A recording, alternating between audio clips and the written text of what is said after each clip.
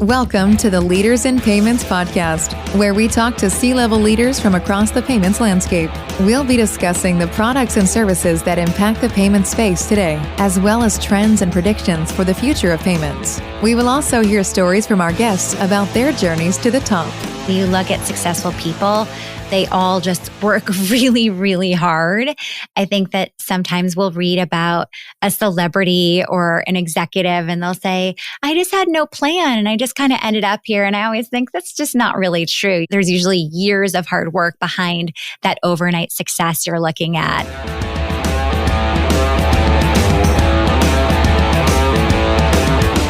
That was Sam Ettus, the founder and CEO of Park Place Payments, and she is our special guest on the 102nd episode of the Leaders in Payments podcast. I'm honored to have her on the show as our third guest in the Women Leaders in Payments Month, sponsored by American Express. Sam grew up in New York City and played competitive tennis from childhood through college. She went to Harvard College and then on to Harvard Business School. Sam has devoted her career to advocating and supporting women. In fact, this is what led her to founding Park Place Payments. Her unique sales force is comprised of women with no payments background who are trained on how to sell payments to their doctors, dentists, and other small businesses in their local area. Sam co-hosts her own podcast, has written 5 books, is a renowned speaker, and makes regular appearances on TV. Given her extensive background and experience helping women succeed, she provides some powerful and insightful leadership advice for all women in payments. We've got a great episode ahead, so let's get started.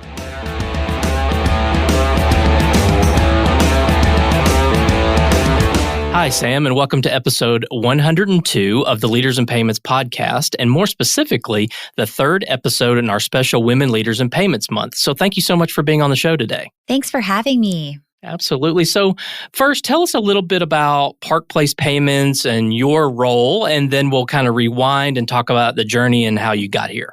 Sure. So Park Place is attempting successfully, I should say, to change the experience that businesses are having with their payment processor. So I came into the business after recognizing that there were so many pain points for small businesses in terms of their payments. And I think that what's funny is when you own a wine store, it's because you have a passion for wine. Or if you own a pet store, it's because you have a passion for pets. It's never because you love doing the legal and the payments and all of the insurance and the things that every single business owner needs to set up. Those are the headache categories. And with legal, if you get a great lawyer, you can almost think of them as functioning as your in-house attorney. And I thought, what if you could count on your payment processor the same way you can count on a good attorney, where you basically don't have to worry about it because you know that their support is amazing and you have white glove customer service. And when I looked around, I saw that there wasn't any company out there delivering on that. There was so much mistrust in the industry. There was so little service. And I thought, what if I can change the face of payment processing? And so that's how Park Place Payments was born. Okay, and you're the founder and CEO. Correct, yes. All right, well, let's rewind a little bit and talk about where you grew up and what your life was like growing up. So I grew up as a competitive tennis player. I know you and I have talked, and your daughter is a competitive dancer. So when you have that kind of focus, I think it makes you a little bit more mature early on in terms of how you manage your time and your ambitions. And so I kind of missed out on a lot of the sort of typical things about childhood. I was always very driven and I was always competitive. And from a young age, winning was important to me and competition was important to me. And I think that shaped me in terms of my time management skills and just so much else. And that led me to Harvard. And then when I graduated from there, I spent a couple of years in media. And then I ended up back at Harvard for Harvard Business School, where I got my MBA. And that was 2001. And at the time, everyone wanted to go into banking and private equity and consulting. And I started my first business. And that was quite an unusual path. My understanding is that now everyone wants to be an entrepreneur, but back then it was not a popular choice. Right. So when you were young, what did you want to be when you grew up? I wanted to be a newscaster. So I wanted to be a journalist. And I was dead set on that from a very, very young age. Okay. And you mentioned tennis. Were there other extracurricular activities that you were involved in, like during your high school years? Not really. I mean, I think I was like head of the prom committee, but I played tennis between 6 and 7 days a week. And I also went to an academically rigorous high school where I had about 3 hours of homework a night. So between that and trying to maintain my friendships, there was little else. Okay. And did you grow up in the LA area? I grew up in New York City, right in the heart of Manhattan on the 26th floor of an apartment building. Oh, wow. Okay. So after high school, like you mentioned, you went on to Harvard and then to Harvard Business School. So what was your college experience like? I'm still very, very close today with my college friends. It was an amazing experience. I entered Harvard as a varsity athlete. So obviously when you're at a Division I school, that's important. So you immediately have a wide group of friends who are other athletes and you meet people really fast. But I had a great experience there. It's an unusual school because everyone lives on campus all 4 years with few exceptions. And you also eat all of your meals on campus. So my roommates and I and another rooming group we were really close with, we literally ate 20 meals a week together. So we became like a little family and we're still really close today. And so you played tennis when you were there? Yep. I played number 2 singles and number 2 doubles. Okay. Did you have aspirations of trying to turn pro in tennis? Never. No, I was always very realistic about the goal, which was to get me into the best school I could get into. And that is what it did. But it's funny because I am still in touch with so many of the nationally ranked tennis players that I grew up with.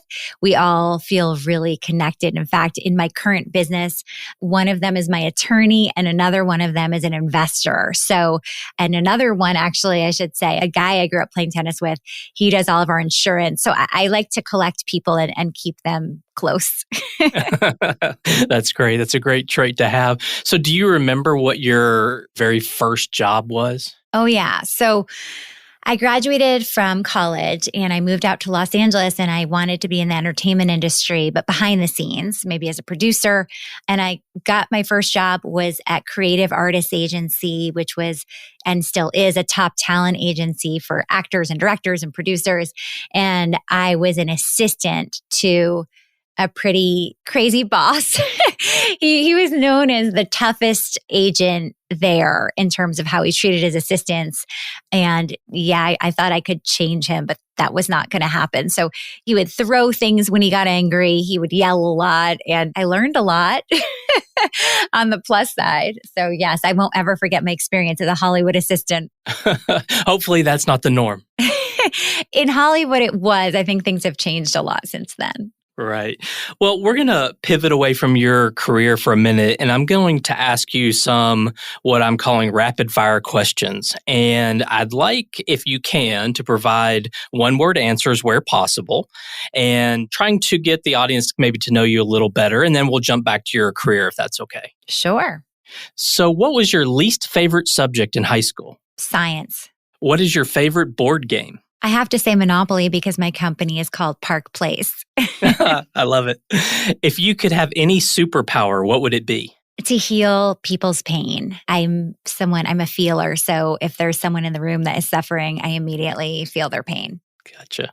What is your favorite season of the year? Summer. What is the most used app on your phone? Maybe Instacart, Postmates. I think that for a little while it was Clubhouse, but I'm kind of over that.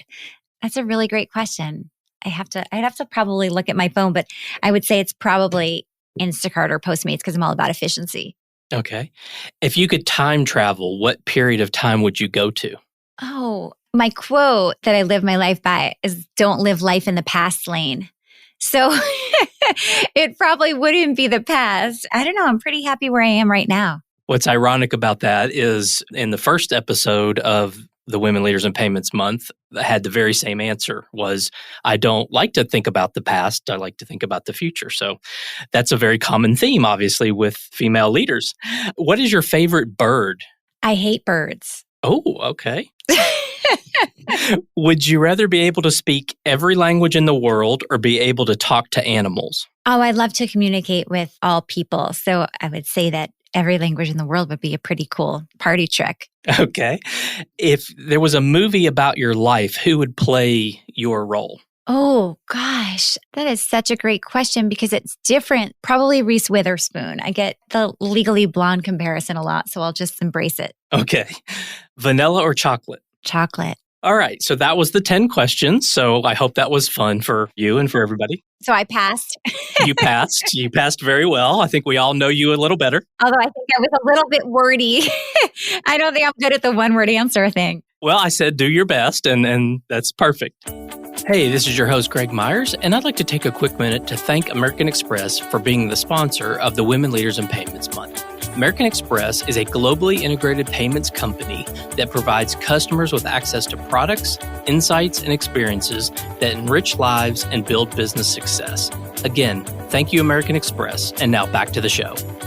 All right, so let's get back to your career and start getting to a little more of the leadership side of things. But before we do that, I'm going to read a little bit of your bio because I think it'll help put into context the rest of the conversation. So if you don't mind, I'm going to read a little bit here. And this is sort of directly from your website, but I'm just going to read this real quickly. As a dedicated champion of women, Sam has devoted her career to advocating and supporting women in the pursuit of their dreams. In Sam's quest to help women achieve financial independence, she launched Park Place Payments, a company disrupting the payment processing industry with a new kind of sales force, which I think we'll touch on that in a minute.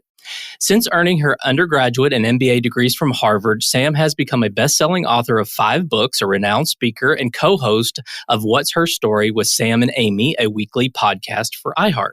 So I'm going to say this real quick. I think you're the first person that I've interviewed that also has a podcast. Sam's most recent book is The Pie Life, a guilt-free recipe for success and satisfaction. She writes a popular weekly work-life newsletter on the same topic. Sam makes regular national television appearances on shows including NBC News, The Doctors, Access Hollywood, Good Morning America, Dr. Phil, and The Today Show, among others. She has been featured and quoted in The Wall Street Journal, The New York Times, USA Today, Inc., Fast Company, and Success Magazine. She was the host of a leading internet talk show, Obsessed TV, which she created and produced with entrepreneur Gary Vee. Sam co-founded the Los Angeles Women's Collective, aimed at supporting women to run for office nationally and win. She serves on the advisory board of the Forbes School of Business and Technology. So I wanted to put into context as you start talking about sort of some of the leadership things, sort of your career and what you've done, obviously much beyond the Park Place Payments. So given your success in championing women, why did you start a payments company? So I was actually on book tour for my last book, which came out 4 years ago. And I was speaking, at companies across the country, from Google to Target and Twitter and General Mills and beyond. And I was also speaking at a lot of women's conferences. And the one group of women I was unable to help were the women who left the workforce and wanted to return, but found that there were no opportunities. And unfortunately, a lot of these women had ended up selling makeup and skincare and essential oils and wine to their friends through multi-level marketing companies. And they weren't even making martini money. I mean, most of them were losing money. A lot of those MLMs actually prey on women, and more than 90% of people don't even break even. They lose money. At the same time, I was also keynoting an MLM conference, and I met all of the women there, and they were extraordinary. They were really experienced. They had great work experience. They had a great work ethic, and they just weren't given any opportunities in the workforce. And so I thought, okay, well, I'm going to really pair this with something that happened to me 10 years ago. So about 10 years ago, I was at a conference that was like a boondoggle for the top guys in the credit card processing industry. I say guys because when I arrived there were 20 male-owned companies, so 20 founders, all men, all white men, and they all showed up on private planes. And I said to them, where are the women? Where are the people of color? And they laughed at me and said, there are none in this industry. And at that moment, now that was many years ago, I thought, okay, I'm going to come back and crush these guys, but I'll wait until like I'm 60 or 70. I don't have to do it anytime soon. But then when I was 4 years ago, I thought, okay, hold on. What if I could train this group of women to sell payment processing to their pediatrician and their kid's dentist and their hair salon and so on.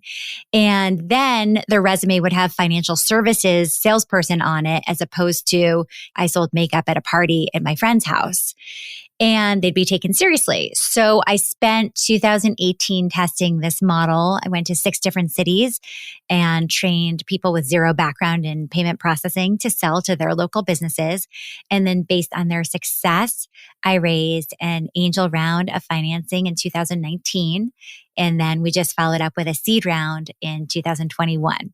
So we're growing really fast, and it's been really amazing to see the reaction in the marketplace to us because we're totally different. We have a no pressure sales situation. We're completely honest. We have one rate card. We don't negotiate. We try to give you the best rate from the beginning. And our customer service is white glove customer service. And are your sales people also the customer service people? No, they're the account executives. And then once you launch, you are moved over to our merchant support team, which is they've been in the business their entire careers. So they have collectively years and years and years of experience. Whereas our account executives, who are the frontline salespeople, they do not have a background in payment processing typically. So they're from outside the industry. They're former teachers and flight attendants and doctors and Olympic gold medalists. I mean, people in every different background and field you can imagine. And we train them online to sell payment processing the Park Place way. Okay, that is a very unique model, and I'm glad that we were able to talk about it because I think people in this industry, people who listen to this will find it quite amazing and interesting.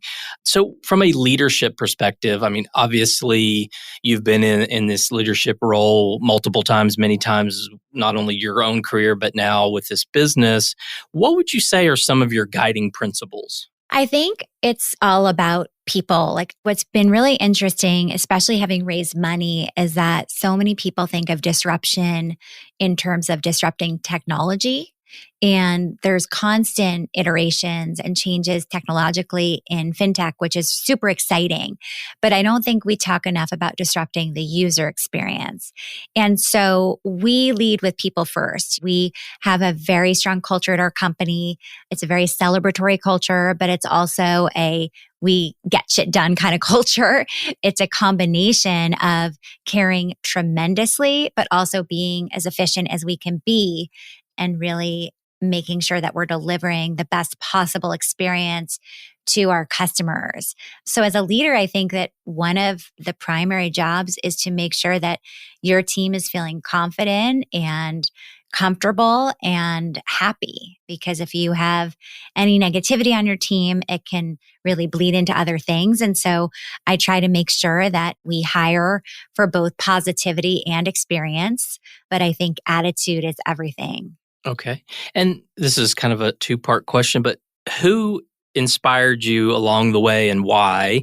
And did you or do you still have mentors? So in terms of inspiration along the way, I mean, my mom was probably my first inspiration. She was always shared with me from a very young age the importance of being financially independent and not depending on a man for my financial independence. And she always shared that it would mean a lot more freedom in my life to make choices not based on money, but based on passion and based on love and based on things that I really wanted in my life rather than things I had to do because I was dependent on another person financially.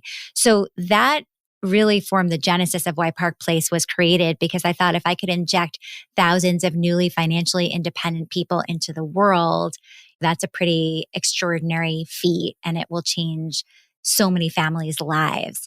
And so that is still our mission today. We're a very mission-driven company. And I would say that in terms of my own inspiration, I'm inspired all the time by the stories of the people who join us as account executives. I'm inspired just by other women. I've always been, I mean, this is trite, but I've always been a huge fan of Oprah because I think she is a really strong leader who also leads with empathy. And I find inspiration all the time in just extraordinary people's stories, people who are doing well while doing good. And what about mentors? I've had so many mentors in my life. One of my mentors is one of my first bosses when I worked in magazine publishing at Ziff Davis. Her name is Lucy Woltman. She then went on to work at Zillow after a few other positions, and that's where she still is today. And she's truly the most extraordinary sales trainer I've ever met in my life. And so I'm eternally grateful to her, and we still keep in close touch. And then I think that what's interesting is I think my definition of mentorship has changed over the years. So, for example, today, if I have any sort of business problem, whether it's a founder problem or I'm raising money or whatever the subject is, I will go to certain women I'm close with who I know have been in that situation and lean on them. And I think that one of my suggestions to other entrepreneurs or other leaders is to broaden our definition of what a mentor is, because it's kind of like you don't just have one friend, right? When you have one friend, that person's going to disappoint you because you can't lean on one friend for everything. You might have one friend that's a great listener and another friend that makes you laugh and another friend that you like to travel with. But in terms of when you think about a mentor, having one person probably hasn't walked the same path that you have. But when you cobble together a bunch of inspirational people in your life, you have a sort of board of advisors that you can go to, whether you have a personal or professional problem. And so there's a number of people I lean on in that capacity. Yeah, I want to dig a little deeper on this subject because I think it's relevant for people who are aspiring to be leaders, right? They hear a lot about finding mentors and developing mentors, but they don't really know how. And I think a lot of times, if you're not in a big company that might have a program that you can get into that might match you up with an executive or something, do you have any thoughts on how someone that's maybe just starting out or maybe mid-level female sees someone that inspires them and wants to reach out or wants to get to know that person or have that person become their mentor? What should they do? What steps should they take to kind of develop that or try to develop that relationship? It's a great question. There's a couple of things I'll say on that. One is that when you look around you, whether it's in your neighborhood or your industry or your alumni or whatever it is, there's probably peers of yours that are doing a little bit better than you or that always have had incredible drive and are really thriving in their careers, even if they're different industries. Really cultivate that relationship with that person. Take them out to lunch or dinner or befriend them and really make sure that you have people who are pushing you a little further than you're going today. And so I think seeking out a crowd that's going to motivate you is actually quite important. In terms of someone in your industry that you admire, for example, I think it's never been easier to find those people. And one of the reasons is social media. So social media is a free way of connecting, whether it's on LinkedIn or whether it's on Facebook or Twitter. People are more accessible, or Instagram, than ever before. And what you don't realize is everyone has power, and that power is their social media currency. So for example, you're on Twitter and you see someone in your industry that you admire. Start following them, start liking all their posts, start retweeting them, start giving them social media love. And it tricks people, and not in a bad way, in a positive way, into thinking that they have a relationship with you. I have had so many people who follow me on social media who then become in real life friends, because over time, you kind of almost forget how you met them, or you end up developing an online relationship with them first. And I think that giving your social media currency through likes or comments is actually a great way of getting someone in your industry's attention. Now, if you are in a corporate position and there is a person you admire in your industry that is not on social media, then there are other ways to go about it. You can send them a cold email. I can't tell you how many cold emails I continue to send in my career. If I read an article about someone, I will reach out to them and tell them how much I enjoyed reading about them. I am constantly building my network. I don't think that you should ever stop building your network. I think it's really important not just to keep in touch with people from your past, but also to constantly be cultivating new relationships. And because of the internet, it's never been easier to identify those people and figure out who they are and how to reach out to them. I think that's some great advice. So what is one characteristic that you believe every woman leader should possess? Well, it's really a characteristic that every leader should possess, and it's curiosity. I think that the best leaders are those who are constantly learning and trying to better themselves. I know that I don't have all the answers. I know that I can always be better than I am today. And so I'm constantly, whether it's listening to podcasts or whether it's reading, one of the things I'm always doing as a leader is reading novels because I think that it helps you understand people even better and expands your way of thinking and expands your creativity to be reading outside of your comfort zone. I think a lot of leaders make the mistake of only reading nonfiction books about other leaders, but often you learn more from fiction than you do from nonfiction. So that's one thing is I think that I've always been inspired by curious people. And I'm just even thinking, one of the people I interviewed on my own podcast was Mindy Grossman, who was the former CEO of Home Shopping Network. And now she's a CEO of Weight Watchers, which is now called WW. She's one of my personal favorite leaders, and we've become friendly. She had me do a speaking engagement at Home Shopping Network years ago, and we've kept in touch ever since. But I just admire her leadership skills so much. And one of the things that is fascinating about her is she constantly reaches out to people cold. Anyone she reads about, she's like a voracious reader like I am. And she'll just constantly reach out to people and say, oh, next time you're in my town, I'd love to take you to dinner. She's always building new relationships because she knows that there's always so much to learn. I think that's a good segue into the next question. Beyond reading, what do you do to ensure you continue to grow and develop as a leader? I'm always asking for feedback from people I respect and saying, what could I have done better? For example, I made a hiring mistake, let's say last year. I think about, okay, what was it that I did wrong in terms of my screening process? What could I do better next time? That doesn't mean I'm going to bat 100 next time. It just means that I'm taking every single experience and learning from it. And I think one of the sort of blockers to learning and growing as a leader or in any position, frankly, is when you're defensive and when you don't want to hear feedback. And it's really hard to take constructive criticism because you're too worried about being defensive or defending your position. I think it's so important to, and honestly, I think at times in my life, I've been too defensive. And I think as I age, as I have more experience, I think I'm less defensive and more open to feedback from so many different sources than I ever have been in the past. And that's really helped me sort of to leapfrog as a leader more than I had been in the past. So you mentioned earlier about the conference with the 20 old white men that were running payments companies. In the last 10 years, do you feel as though that has changed? And if so, why do you think that's changed? From where I sit, it's changed very little. I go to a lot of industry conferences and I'm usually the only woman. I would say I'm very often the only woman in the room or the only non-wife, non-sister, non-relative in the room when it comes to founders or owners of payment processing companies. I think that it still remains an old boys club. And I think it's evident in the practices. It's just whenever you enter an industry where people, when you ask a question and people respond with, well, that's because we've always done it that way, you stay in that industry because that industry is ripe for disruption. And that is what the payment processing industry is like. I mean, even just a couple of months ago in the Green Sheet, there was an article about how to keep adding fees to your customers. And it's just crazy to me that that's actually in print. This is how it's always been done. And as opposed to saying, how can we be a partner to small businesses? How can we keep this account for 10 years, 20 years?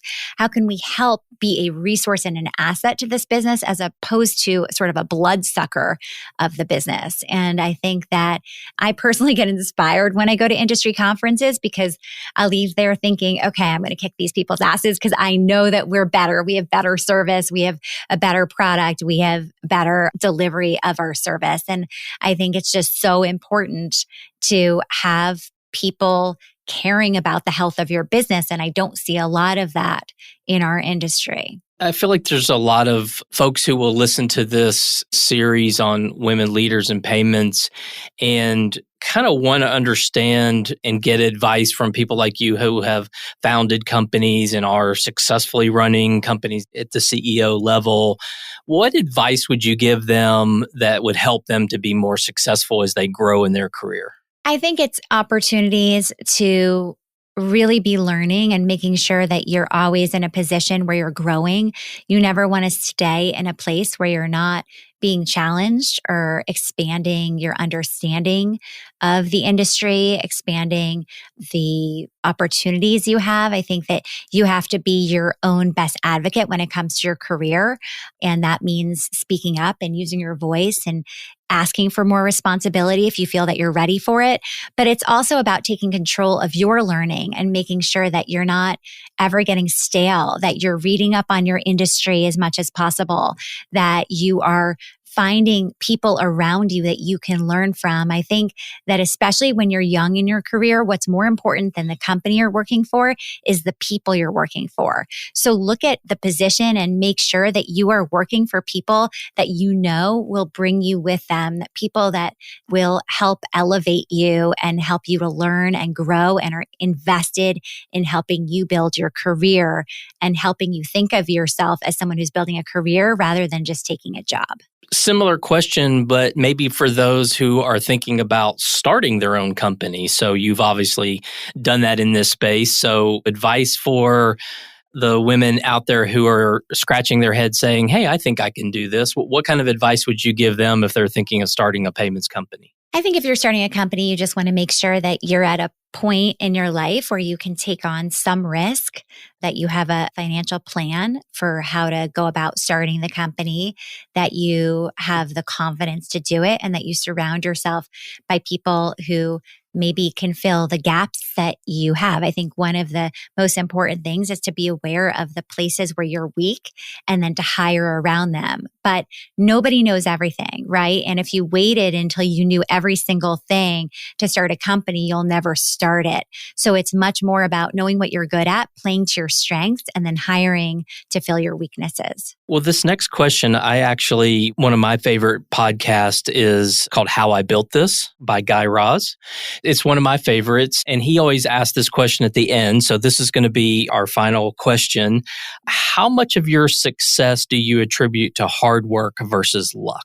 Oh, I think none of it is luck. I really don't. I think that when you look at successful people, they all just work really, really hard. I think that sometimes we'll read about a celebrity or an executive and they'll say, I just had no plan and I just kind of ended up here. And I always think that's just not really true. There's usually years of hard work behind that overnight success you're looking at. And I think hard work ultimately is actually more important than talent. So if you had to choose one, it would be hard work, because hard work without talent can still get you really far, but talent with hard work doesn't get you anywhere. Right. Well, Sam, we've covered a lot of ground about you and your background and your company and your advice for future leaders. Is there anything else you wanted to add before we wrap up? Just that, thank you so much for having me on your podcast. I know from being a podcast host, I know that the work that goes into it and the research that you put into all of your guests, and I appreciate you having me. Absolutely. Well, thank you so much for your time today. I know it's very valuable, so thank you again for being here. Thank you. And to all you listeners out there, I thank you for your time as well. And until the next story. Thank you for joining us this week on the Leaders in Payments podcast. Make sure you visit our website at leadersinpayments.com, where you can subscribe to the show and where you'll find our show notes. If you enjoyed listening, please share on your social channels as well.